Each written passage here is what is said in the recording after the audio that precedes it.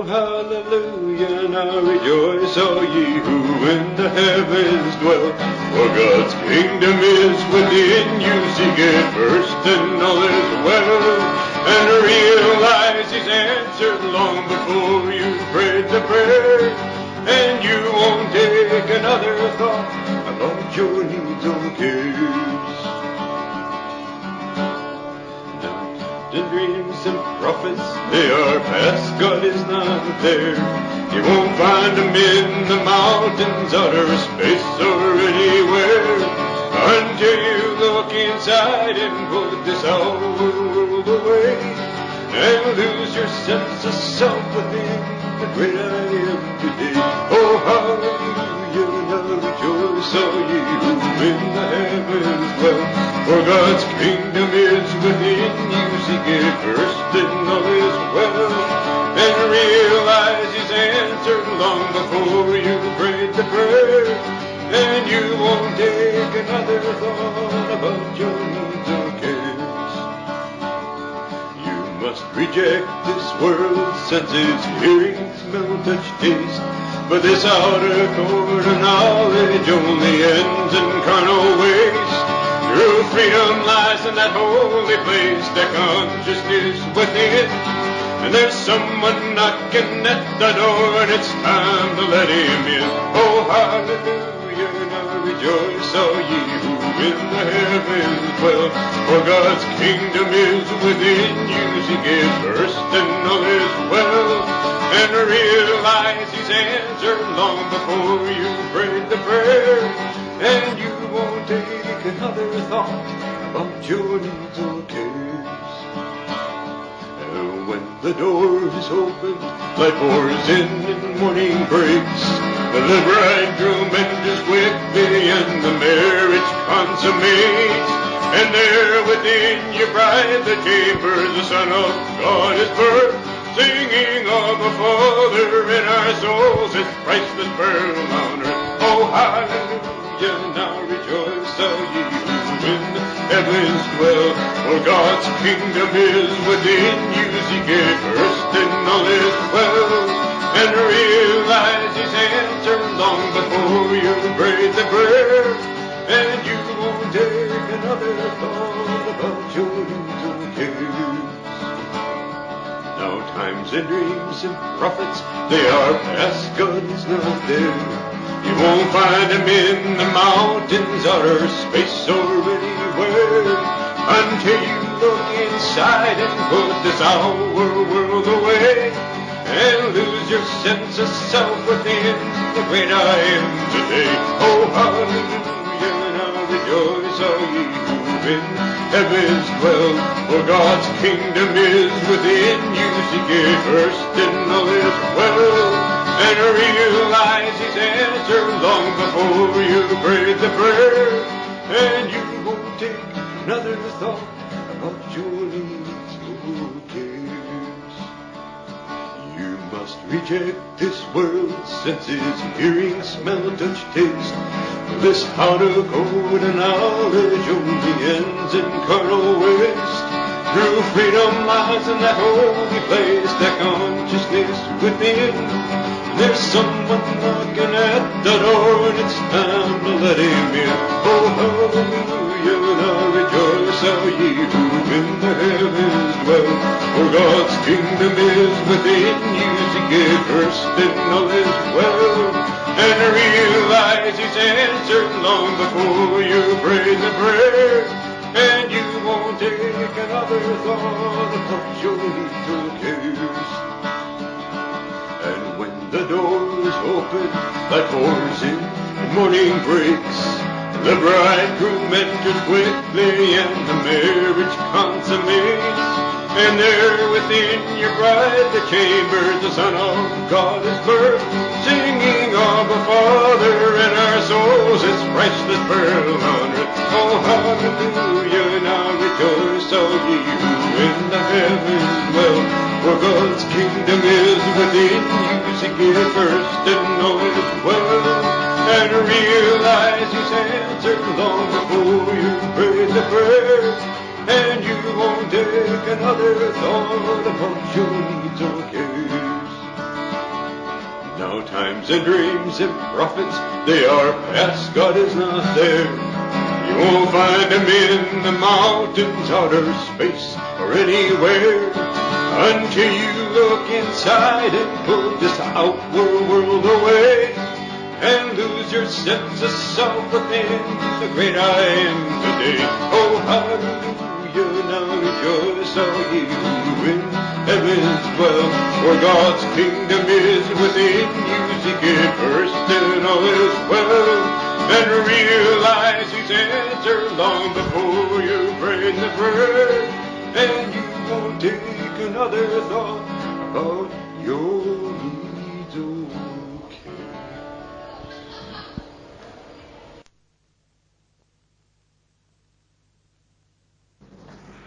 Good morning.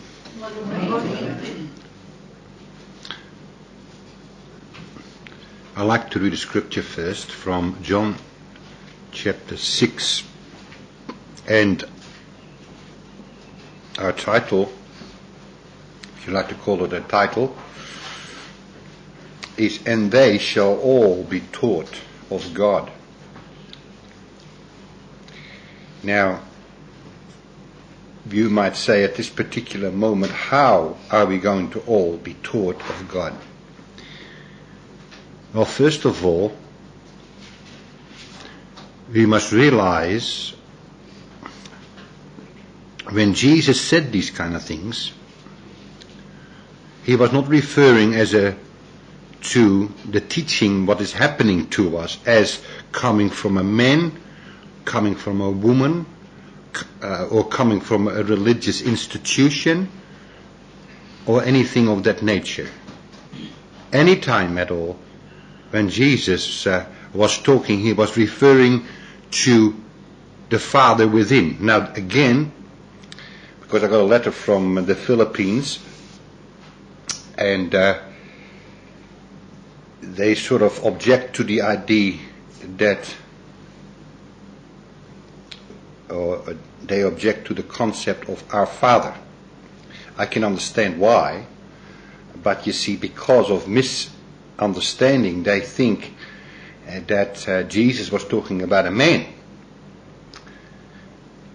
And the same as all other sort of particular language that we use to describe what God is, you see. So now we know that Jesus also said, "Call no man your father."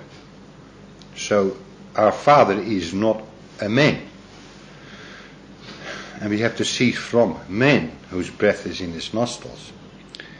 So then the teaching or the language that we use, we must not take it from what you call a human standpoint or human values. Otherwise you get yourself very, very mixed up. And this particular man in the Philippines who has been getting our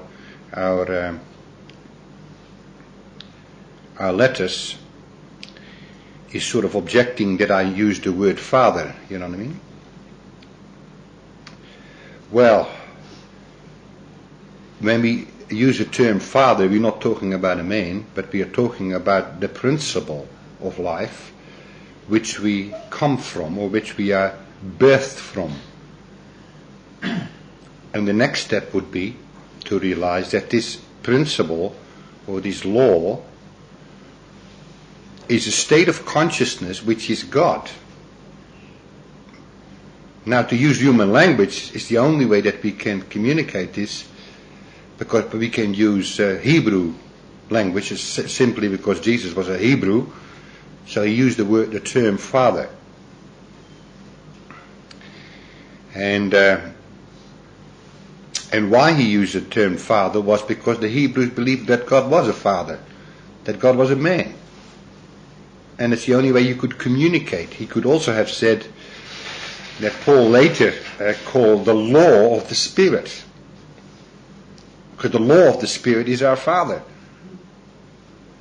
The law of the Spirit of life that was also functioning in Christ Jesus has made us free from the laws of what we call those beliefs and those things that are existing in the human mind as folklore. See? or mythology. So I'm going to read a scripture or two to you from John 6:28. Then said they unto him, What shall we do that we may work the works of God? And then Jesus answered and said unto them, This is the work of God. That is the work of God. You cannot do the work of God. This is the work of God. That you believe or discern him whom he has sent. Now again, you can interpret that in various ways. Now we might think that God sent Jesus as a man to the earth, and that we have to believe in this man. But that's not what he's teaching. See? Now he's teaching us the principle that came from heaven. I'm going to read this a bit further so you will get to understand what it's talking about. And they said therefore unto him, What sign do you show us that we may see and believe what you work, or how you work, or what is it that works? For our fathers did eat manna in the desert, as it is written, He gave them bread from heaven to eat. Then Jesus said unto them, Verily I say unto you, Moses gave you not that bread from heaven, but my Father giveth you the true bread from heaven. Now you can get all sorts of things out of that. You can see a heaven where there is a man sitting on a throne that gives you something when you are a real good boy. You know what I mean? See, so you can interpret that. Now, the objection is this. And I can understand the objection from a human standpoint. In human religion, this teacher presents to us he's like a spiritual Robin Hood. He lets you know how the people got in bondage through religion and tradition and people calling God Father and all these things more, you know what I mean? That we should not call any man Father, and that, but he doesn't present the spiritual. See? So you can actually do away with all the religions and the traditions and the beliefs and the things and what we have taught and been taught in the past through religion and can do away with it. But what does it leave you? Nothing. You got nothing. It's not what you do without that counts. It's what you do with that counts. So the symbols then, calling God Father, now in Hebrew language they would call God Father. In the Hindu language they would call it Mother Kali. In the metaphysical we would call God Principle. You see what I'm saying? So there are all sorts of human terms that we can use which lead us to a realization that there is neither a Father or a Son. See? But I don't think we are ready for that yet. We are still too much involved with the language or the religious language of this world that we cannot realize that he who has seen me has seen the Father. And then they took up stones to stone Jesus. So the next concept or the belief is, or the objection is, that Jesus said, I am the light of the world. He that followeth after me shall not walk in darkness, but shall have the light of life. And also, I am the good shepherd. And my sheep will hear my voice, you see. Now the objection is that if you think you are a sheep, you are subdued by religious powers and by men that stand over you to teach you, and you got to be a good sheep and you got to follow the leader, you know what I mean? Well, you can look at it that way, but that's not what Jesus was teaching. See, we can misconstrue the teachings of the Master. When he was saying, I am the light of the world, he was not talking as a man. He was not saying, the man is the light of the world. The same I am that was the light of Jesus is the same I am which I follow. And that is not a following a concept or a man. It is the inner tuition or the guide that guides me from within. The Lord is my shepherd. And I am the sheep that followeth. And he leads me or guides me into green pastures. I shall never lack. I shall never want. I shall never be afraid. That in that thing, that's the parable. Not that we should be like sheep being dominated over by a pastor or a teacher or a man or a woman. No, that is not the language that Jesus was using. We have taken that the wrong way. See, and this man was saying that that Jesus exalted himself by saying, follow me. I'm your leader. No, he didn't say that. He said exactly the opposite. He said, why do you call me good? Only the God that is in you that is good. The God that guides you that is good. The God that helps you and leads you and shows you the way, that's good. But I as a man am not good. See? So you can see then that when Jesus said, I am the light of the world, he was not saying, I, the man or the Jew, is the light, or you better follow me, and I start another religion called Christianity. Because that's not Christianity. Now I realize that most of the church public has made this to appear like that Jesus is the answer. Or the man is the answer. Or they might have believed that Buddha is the answer. Or Mohammed is the answer. But that's not the answer. But let me tell you, if you want to, and includes myself, if you want to stay free of trouble in your life, don't judge anything. Don't judge anything.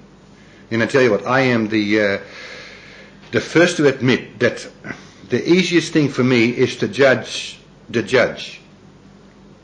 You know what I mean by is judging the judge?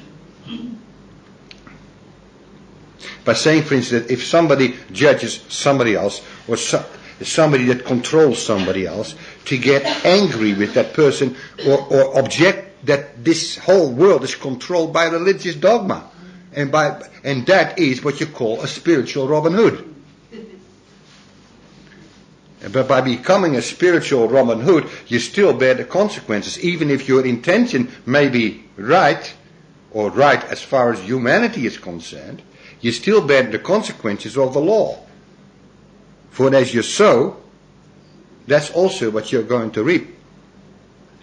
So to point out that Jesus was exalted himself because he said, I am the good shepherd, or I am, my sheep will hear my voice. And if you interpret it as Jesus saying, you've got to follow the man, and you accuse the man for calling him somebody that exalts himself, you are going to bear the consequences of cosmic law that will work out in you, and you will pay the price.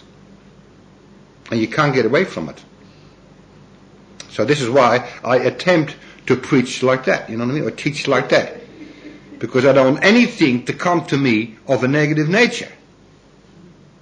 You see? Now,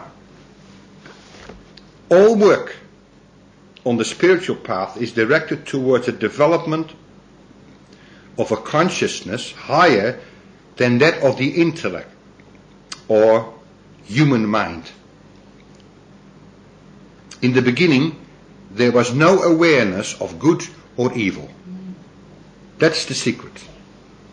There was no awareness, so there did not have to be anything contrary to stop something or somebody from doing evil. Because there was no evil. See? Now that is the consciousness of the I that Jesus came to reveal. See? Jesus was not, I believe Jesus was the highest consciousness of the universe revealed to man. You see? But his language was in Hebrew terminology.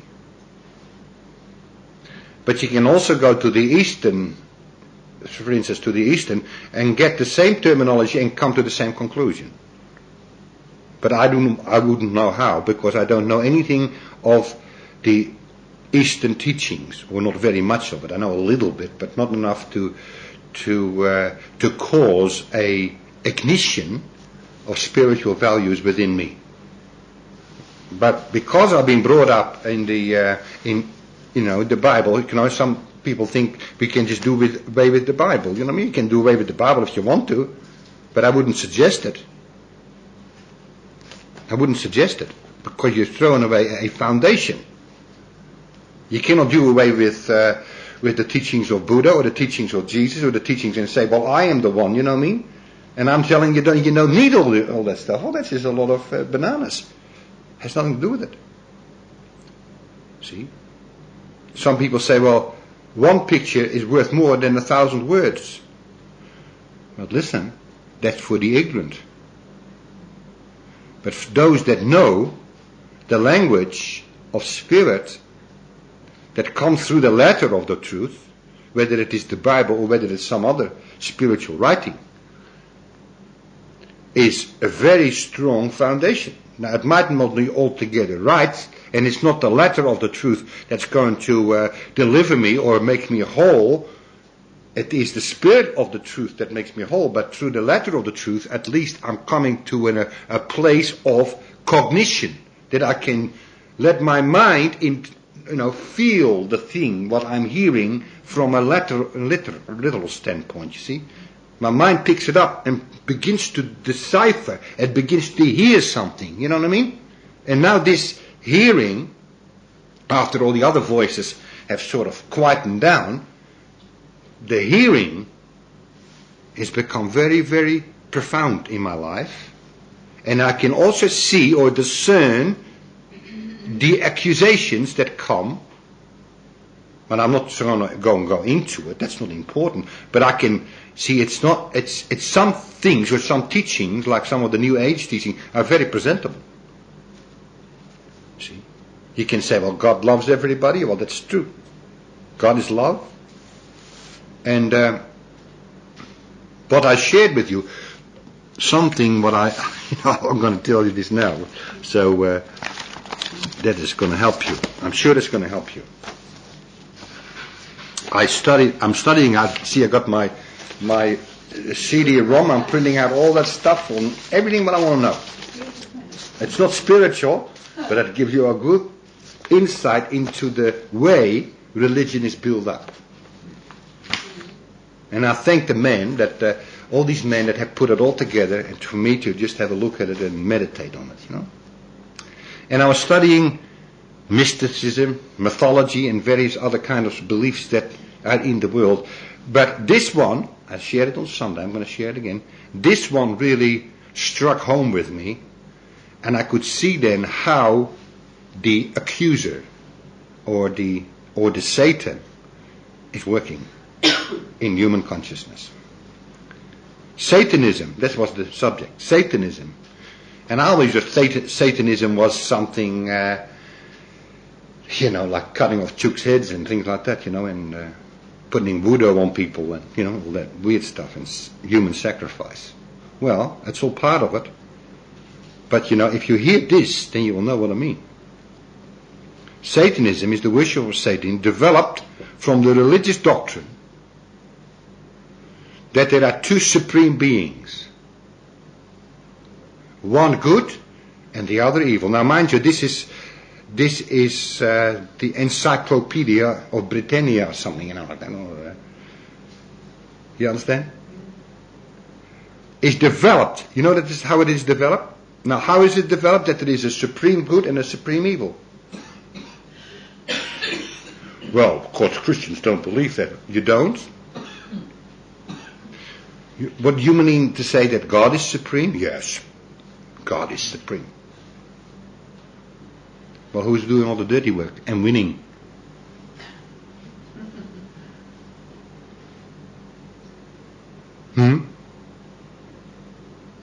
If God is supreme being, then there could not be any good and evil in the world. Or there is another reason. Let's just assume there is another reason.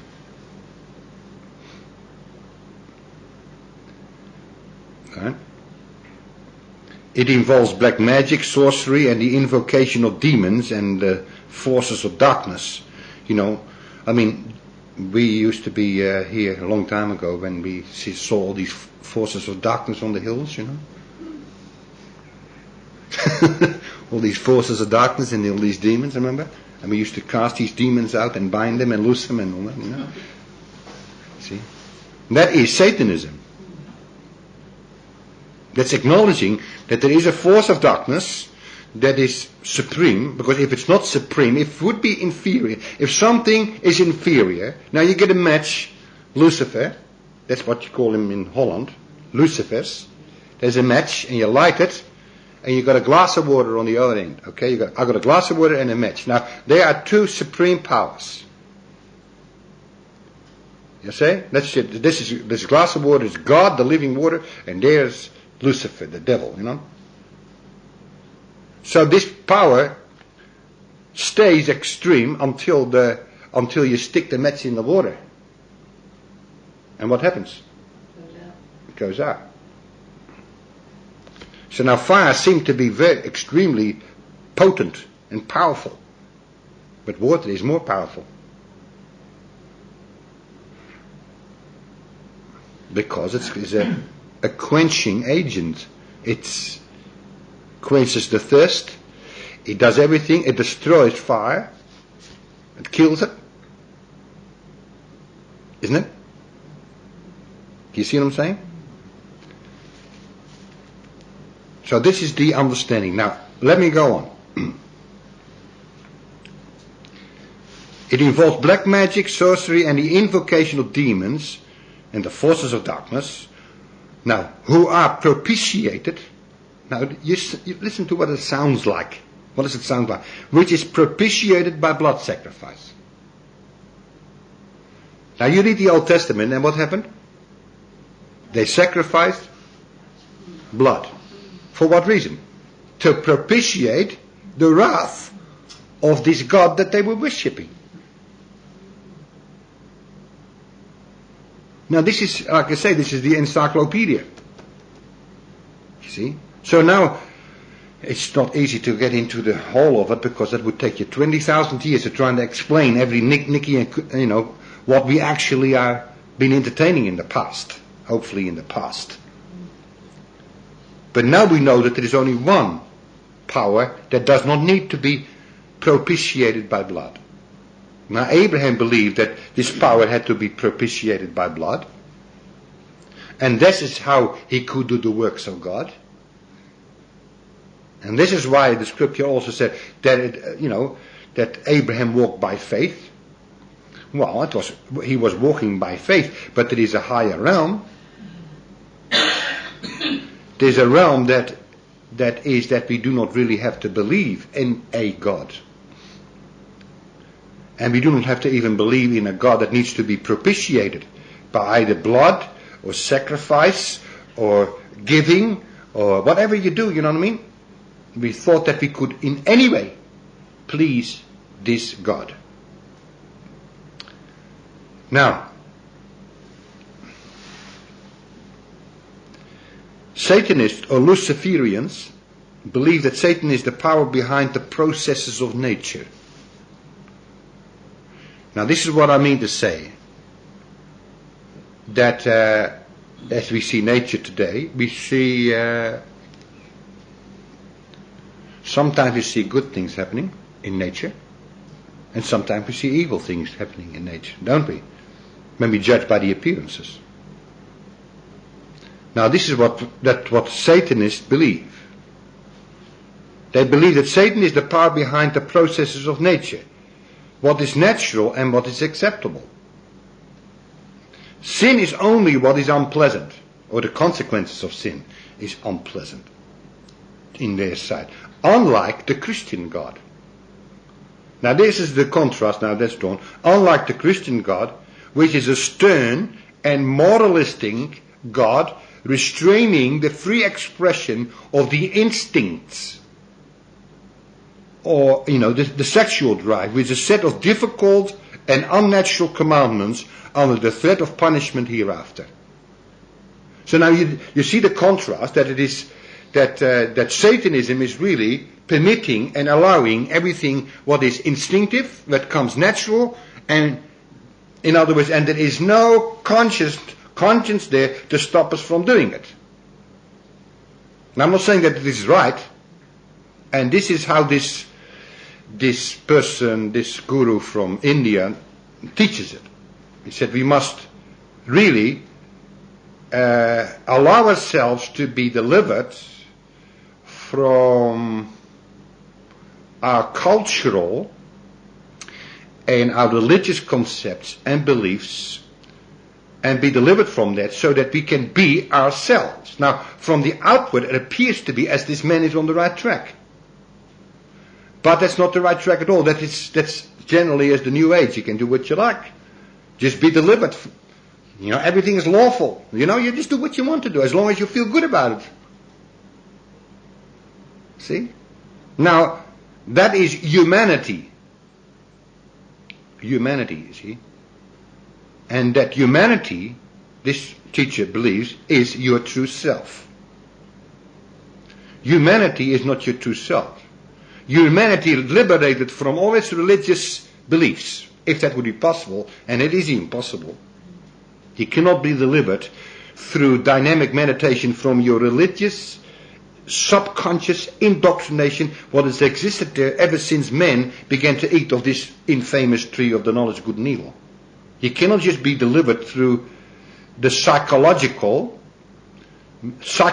meditation or some form of inner healing or inner deliverance, you know, and allow yourself to do what you do. That's what psychiatry says. If you feel restricted in your sexual behavior, go and do whatever you want to do and be liberated. See, or laugh yourself back to God or something, you know. I'm telling you now, there is a very subtle, and there are many very subtle thought patterns that are flowing through the human consciousness to justify evil, or justify their human expression as being the legitimate expression. But it isn't. Even a human being that has no religious, control in their lives, or political control, or moral control, or whatever it is that's in their lives, in other words, they are totally free from the law. They still would not be free.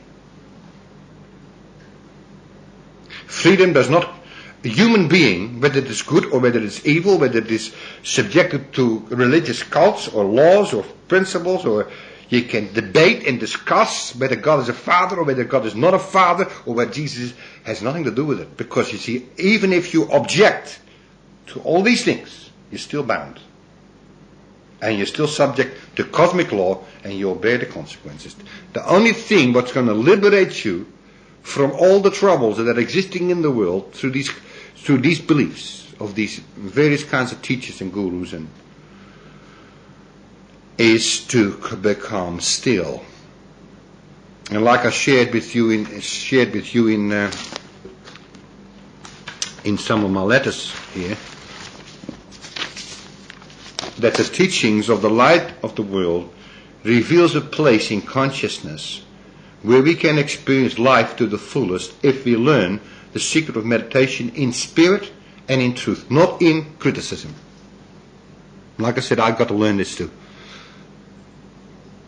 See? And it's very easy to criticize the criticizer, but it bears the same consequences. See, I can speak about the injustice, what's happening in the world, and go crook about the people that cause the injustice in the world and the control. When I do that, I am sowing to my flesh, and I'm reaping corruption. See? But we can experience life to the fullest if we learn the secret of meditation. Like I said, meditation is not something what I do as a man. Meditation is something that comes as an activity of God. That's the work of God, you see. This is what Jesus said. That's the work of God. I'd like to make this clear, that this is not Tony's work. Or this was not Jesus' work. That is the work of the principle of life that is existing within you as the I am. And he doeth the works. He said, verily I say unto you, Moses gave you not that bread from heaven, but my Father. What is that Father? The Father, let's just forget about Father for a minute, okay? Because we might get the wrong interpretation what we think Father is. And the Pope means Father. Pope means Father. And we're not talking about that, because you see, the principle of what I am is without father, and without mother, and without brother, or, I am self-contained, self-maintained. I am the Father. And I am the Son. And I am the Spirit. That's the truth about every individual. But the revelation of it, the thing that causes you to be liberated, is the ability to hear it. Because the foundation of understanding is the ability to hear. The foundation of understanding is the ability to hear.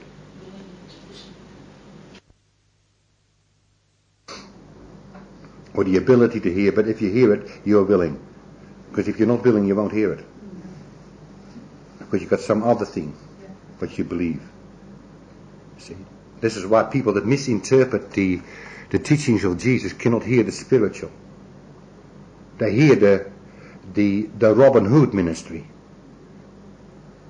The criticizing of everything what has been in the world, whatever form of religion it is, and has misinterpreted and used it as a way to present themselves. Do away with the Bibles, do away with the books, except my book, what I have written about meditation. See? It's the same story all over again. Don't listen to anybody. Don't listen to me, but read my book. It's the same thing. No different.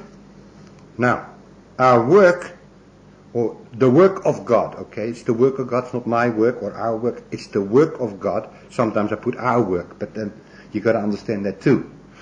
You see? This is why Jesus said, my Father works and I work. Well, who's doing the working? There's only one working, and that's the Father. And that's not the Father, that's me working, or I working. Well, that seems to be like double Dutch, if you listen to it, or Irish logic. But there is no other being but I. And I am the resurrection. I am the life. He that followeth after me shall not walk in darkness. Now, is Tony saying this? No. Is Jesus saying this? No.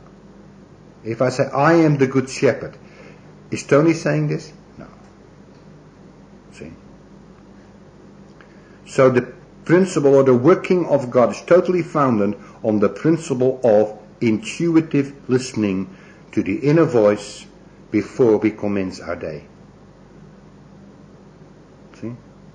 There is nothing more important in life than having a listening attitude, or having at least a willingness to listen. Now, the willingness to listen is to say, I do not understand why there is so much religious control, but I leave it up to God, because I cannot do anything about it. Because if I judge it, the judgment by which I measure or judge will come upon me. So I'll leave it alone. I judge no man. You know what I mean? I do not judge anything by its appearances or its face value or what I think it says. Because, if you read the scriptures, then you almost would think that Jesus calling himself God as a man. And a man is never God. God is not a man that he should lie. Neither the Son of Man that he should repent. Isn't that? See? So man is not God in his humanity. I should say humanity is not God. Man is God, but humanity is not God. Humanity is a belief in two powers. It's a belief that something is good and something is evil. That's humanity. Humanity is saying, those people are doing this and those people are doing that, and I am showing in the right way. See? Can you see that? That is wrong. There is nothing more important in life than having a listening or willing attitude in this altitude of prayer. Now this is prayer. Now again, there's another word, prayer. What's prayer? Is prayer asking God for something? Or asking God to forgive us? Or asking God, God doesn't forgive anybody. We might think so, but it isn't true. God doesn't know anything about your sin. But you can forgive yourself by saying, Father, speaking to yourself, forgive me. I didn't know what I was doing. I caused all that trouble in my life, but now I repent. I changed the location of my meditation and come to you in humble adoration and acknowledge that my Father and I are one, and that which is born of God, born of Spirit, doesn't sin. See? So then gradually, if I continue on in this meditation, the consequences of my mistaken identity will gradually dissipate and go into its native nothingness, because it never was. See, it never was. It seems to appear for a little while, but then it shows itself to be nothing.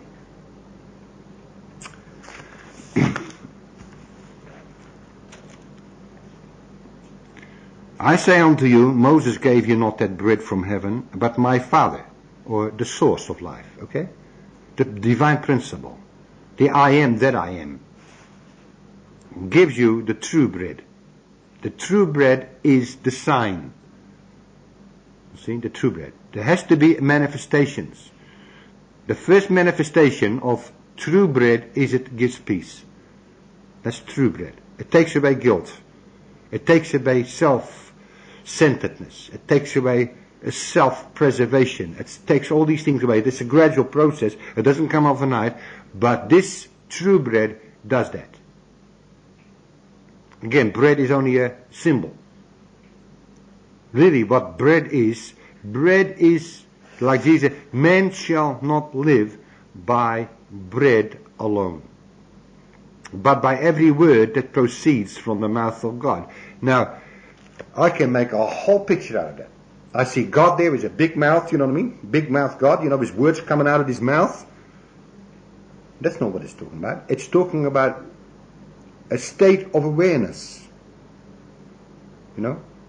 When it says, but every word that proceeds out of the inner awareness that my Father and I are one, flows that healing bread, or that healing and delivering spiritual principle that flows from us. See? You say, well, Tony, how can you get us out of that? Well, I can, because I can discern it. If I would look at it from a natural point run, then Jesus is saying, the man, I am the bread. And he said, for instance, unless you eat of this flesh and drink of my blood, you have no life in you. Wow, Jesus, what is this? Heathenism? Or being a cannibal, eating your flesh and drinking your blood? That's not what he's saying.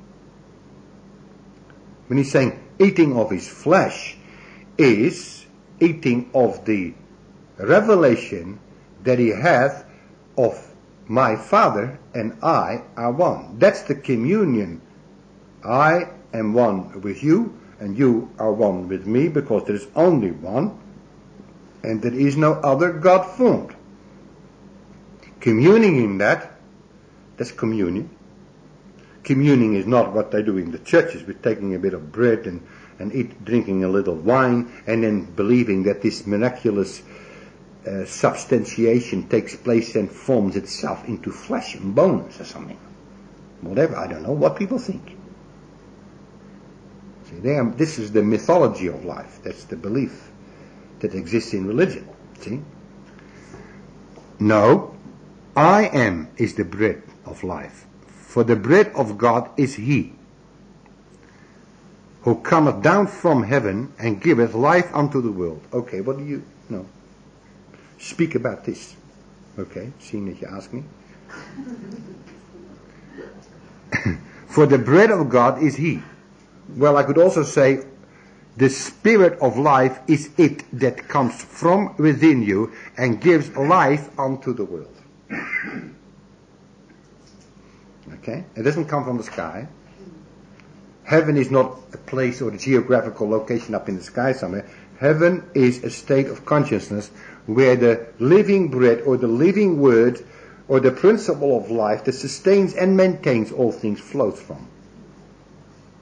From your innermost being shall flow rivers of living waters. Everything what's in the Bible is a parable.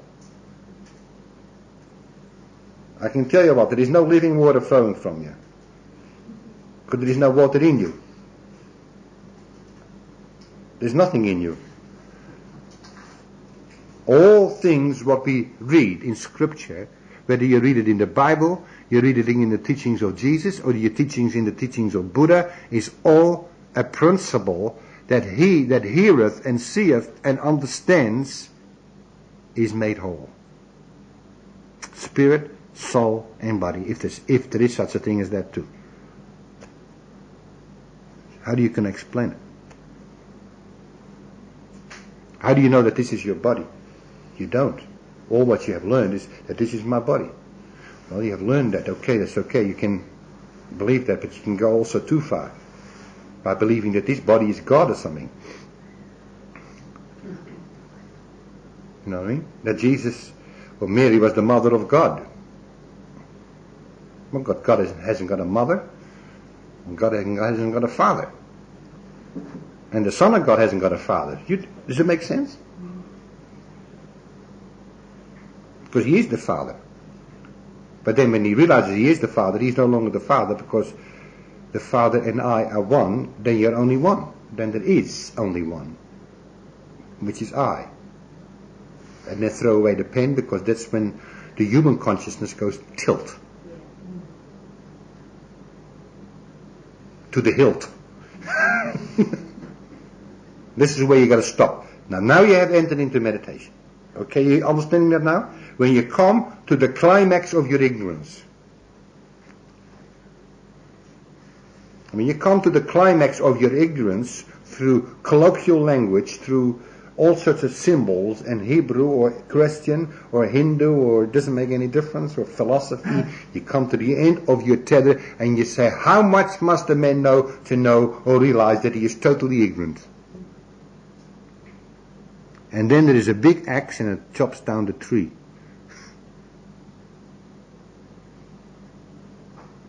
There is no more knowledge. When there is no more knowledge existing in human consciousness, like Jesus, you just walk on water, you appear here and you appear there, and you go anywhere you like because you are everywhere. You see? You can appear as a gardener, you can appear as on the road to Emmaus, and their hearts were burning within them. They sort of had a sense that something was, who is this fellow? Huh? You can appear. But we haven't come to that yet, because we're still entertaining knowledge. We still believe in life, we still believe in death, we still believe in good, and we still believe in evil, we still believe in health, and we still believe in sickness, we believe in life and death, we believe in good teachers and bad teachers, we believe in all sorts of things. We can, we are really screwed up, aren't we? Now we have to work through this. This is why Jeremiah says everything has to be rooted up, plucked up, destroyed. What is this destruction? This is whole human knowledge, or the tree of knowledge. You see what I'm saying? That has formed our whole humanity, what we know today. This is why there is so much war and so much killing. You know what I mean? Now, how do I know that I am, or that I am realizing or recognizing the works of God? When there is peace. And when the surroundings where you are that there is at least some form of fruit, there's some form of deliverance, some form of, something that you got, something that I can't understand. It was that I don't understand it either. But it's something that attracts. It's light, it's love, it's peace, it's joy, it's gentleness, it's goodness, it's meekness, it's temperance, and it's faith. How else can I know it? Because love believeth all things. It thinks no evil. It doesn't criticize a religion or a teacher or not a teacher. It doesn't do anything. And I tell you what, this is hard because I know it's hard. Because I've been doing it for the last 25 years or something. Perhaps even more. See? So, it's not in the, what I call the physical or mental meditations of life. It's not in the dynamic meditations that have a certain amount of human liberation, but it doesn't give you freedom. Freedom only comes when the light comes in. Then you don't have to do any dynamic meditation. The moment that you realize who you are, the darkness, what you try to remove from your consciousness through dynamic meditations, is only psychology. It might have a temporal effect on you, temporarily, but in the long run it is doesn't work.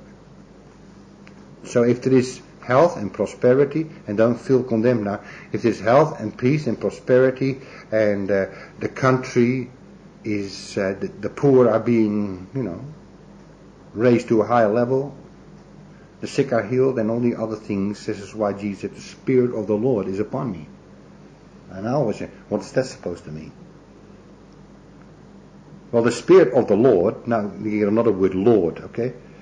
Or I could also say the activity or the principle of the spiritual law that's functioning as God in me now, right, is upon me. Or in me, or I've realized it. And that now, because of my realization, this is why it says, and Jesus went around about doing good. Now I say, what is this good that he was doing? He went around about doing good and healing all those that are oppressed of the devil. And we just found out what the devil was. A belief in good and evil. That's the devil. The devil is not what is good or what is evil. The devil is the belief in good and evil. That's the devil. Okay? He went around about doing good. Now good means God. He could also, he went around about doing God, or working the works of God, and healing all those that were oppressed of the devil, for God was or is his consciousness. His consciousness of I, which was flowing through him, as him, was the delivering power, not criticizing. I emphasize this because no matter what you say, no matter what you teach, no matter what you, try to prove that something is wrong, it's going to help you or anybody else. It didn't help Jesus either. It caused him to be crucified. So he's not exonerated. And Paul wasn't exonerated. Now I'm not saying that you can't expose some of these, these things which appear to be evil, but you bear the consequences. You don't have to bear the consequences, but just don't expose it. That's right. This is how John the Apostle, they tried to boil him in oil. They couldn't boil him in oil. They could, like Martha was saying yesterday, Shadrach, Meshach, and Abednego, they throw him in that fire because they wouldn't, bow down and worship that golden idol. And the fire didn't burn them. There was not even a smell of smoke on them. And they couldn't kill this John. So they tried to boil him in oil, trying to kill him, and he got up again. Singing hymns in the pot, boiling away. And they put him on the Isle of Patmos, where he wrote the book of Revelation. Now, I'm not saying that I understand the book of Revelation, but there are certain aspects that, you see, you should never read the book of Revelation from a literal standpoint. You go crazy. But when he says, I saw a new heaven and a new earth, and the old heaven passed away, that is the psychic consciousness, or the universal belief in two powers, God and devil, and even the belief in God will pass away. Because there is no such thing. You mean to say there is no God? Not outside of yourself, no. There's not a God up there somewhere. There is God, I mean God is, God is, but God is closer to you than breathing. He's the very fiber of your being. Every little cell of your system is the divine intelligence that expresses itself as whatever you are. You know what I mean? Doesn't matter what it is. Not the smallest part of you. That's full of God, you know.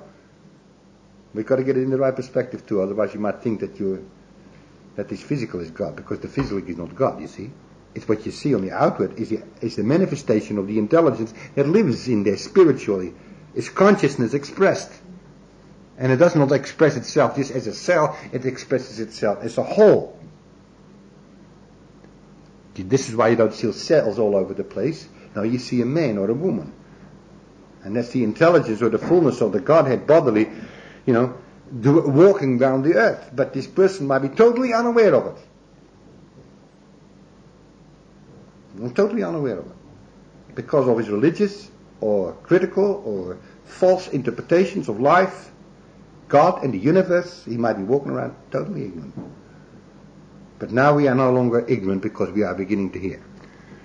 Fine? 8. Jesus said unto them, I am the bread of life. Now you know then that is not the man. We are not eating his legs or his arms or drinking his blood, okay? I have to make this clear because you'd be surprised how many people are worshipping the man. That he is the answer. No, he's not the answer. You see on the back of the car, Jesus is the answer? No, I am the answer.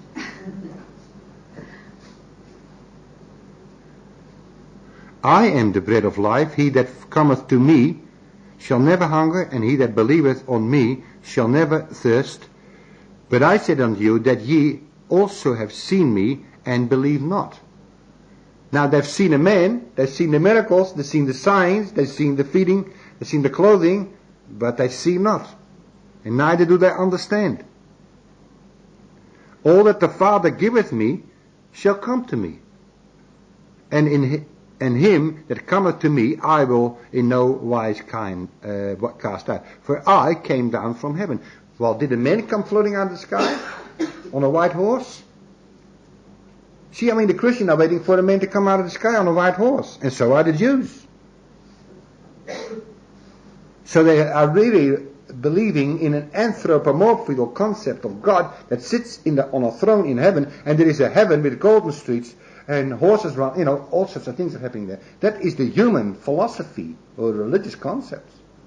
I mean, you go to Rome and you see all these paintings by what is this fellow that painted the ceilings in the Michelangelo, and you see these so-called religious paintings. That if you ever look at it, that is the most grossest form of darkness and ignorance that anybody can conceive in his mind, if you would look at it.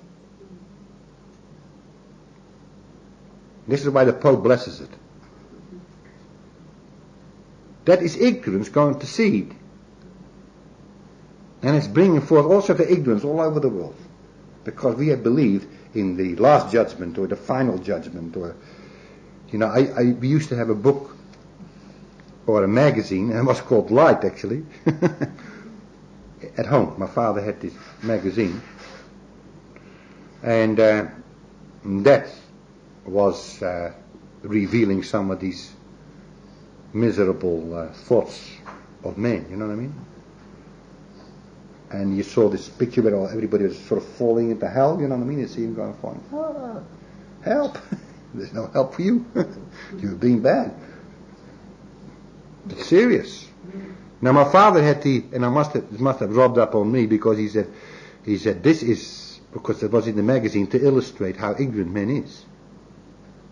And how ignorance has gone to seed in his mind, and had brought forth the wrath of this law, even to think that Jesus is exalting himself, while he constantly says, don't call me good. Do not follow a man, follow the eye of your own being, the true selfhood, which is the Christ, not a human. That's the difference. I'm not following my own instinct, my own feeling, and do what I like, and be liberated from the religious concept. Well, I realize you have to be liberated, but you do not get liberated that way. You get only liberated through a revelation of the eye. That you begin to see the Christ, and no longer look at the horns that you see in the mirror, but begin to look beyond the veil and see the Christ, and see that in all men. At least practice. We're not living in a fairy tale land either. But we must begin to see that the true substance of all men, regardless of his apparent nature of evil or good, is the Christ. But that's an exercise. Because otherwise you might call a human Christ, and then suddenly he will turn against you, and then you wonder why Christ gets so mad with you. It's not Christ that's getting mad with you, it's your own interpretations of what you think is the Christ that's getting mad with you. Does it all make sense? Yeah. Okay. I came down from heaven. Well, it did. See, there is the high consciousness, the elevated consciousness of the I, that I am, descended and became a Hebrew. Manifested himself just as a Hebrew, circumcised on the 8th day, fulfilling the law, doing all the things what the Hebrews did, but yet in the midst of it, this light, which was within him, began to shine towards the Hebrews. And he came unto his own, but his own received him not. Why? Because they had an anthropomorphical concept of God. They had a Hebrew God, which Jesus called the devil. I'll say this again. He said, you do not worship the true God, you're worshipping the devil. It's devil worship. He said it. He said, you do those things what you see your father do. And I see those things which I see of my father. But you don't do those things what you see your father do. So there is two things, you see. There is the things what we see as humans, good and evil, judgment, criticism. And he said, I only see those things what my father do. The activity of God is love and peace and joy. The activity of God is never judgment. It's always providing, healing, restoring, bringing back, always constantly bringing us back to the center of our being, where we can hear the voice of God, you see. No man can come to me except the Father which has sent me. Draw him, and I will raise him up at the last day. It's written in the prophets. See, he's using the prophetic word. And they all shall be taught of God. Every man therefore that has heard, right, listening, and has learned of the Father, cometh unto me. How can that be? Because my Father and I are one. So if you come to me, we also come to the Father. If you receive me, you have received also him that sent me. See? Not that any man has seen the Father, save he which is of God consciousness.